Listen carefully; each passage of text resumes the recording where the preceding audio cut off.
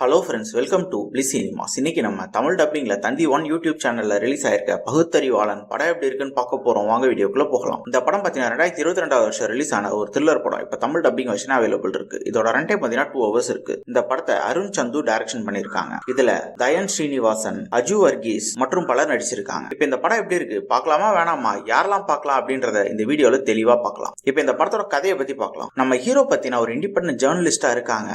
அவங்க ஒரு ஸ்மால் ஸ்கேல்ல ஒரு மீடியாவும் ரன் பண்ணிக்கிட்டு வராங்க. ரொம்பவே ஆவரேஜா போயிட்டு இருக்கு அவங்க மீடியால. பாத்தீங்கன்னா திடீர்னு ஒருத்தர் இன்டர்வியூ எடுக்கிறாங்க, ரவி அப்படின்றவரை. அந்த வீடியோ பாத்தீங்கன்னா பிச்சுக்குது. அதுவும் பாத்தீங்கன்னா ஜாப் ரெக்யர்மெண்ட்ல நடக்கிற ஊழலை பத்தி அந்த வீடியோல பேசியிருப்பாங்க. அதை பத்தி இவர் இன்வெஸ்டிகேட் பண்ண ஆரம்பிக்கிறாரு. அதுல பல பெரிய மனிதர்கள் மாற்றாங்க. அதுக்கப்புறம் இந்த படத்துல என்னென்ன சுவாரஸ்யமான சம்பவம் நடக்குது, கடைசியில என்னதான் ஆச்சு அப்படின்றது தான் இந்த படத்தோட முழு கதையே. இப்ப இந்த படத்தோட பாசிட்டிவ் ஐடி பத்தி பார்க்கலாம். பாசிட்டிவ், தமிழ் டப்பிங் ரொம்ப நீட்டா லிப்சிங் கூட பண்ணி கொடுத்திருக்காங்க.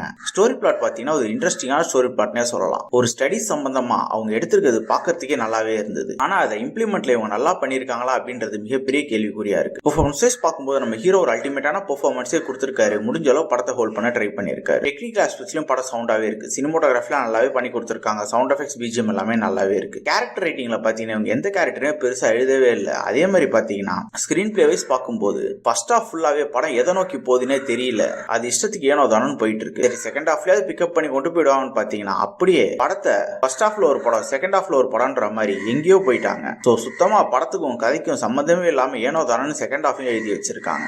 அதனாலே இந்த படம் பாத்தீங்கன்னா பெருசா நம்மள அட்ராக்ட் பண்ணவே இல்லை. ஓவராலா பாத்தீங்கன்னா இதுல பல சீன்ஸ் வந்து ப்ரெடிக்டபிளாவும் லாகிங்காவும் தான் இருக்கு. ஸோ இந்த படம் ஒரு பிலாரஜன படம் தான். வேணும்னா ட்ரை பண்ணி பாருங்க. இன்னொரு வீடியோல சந்திக்கலாம். தேங்க்யூ.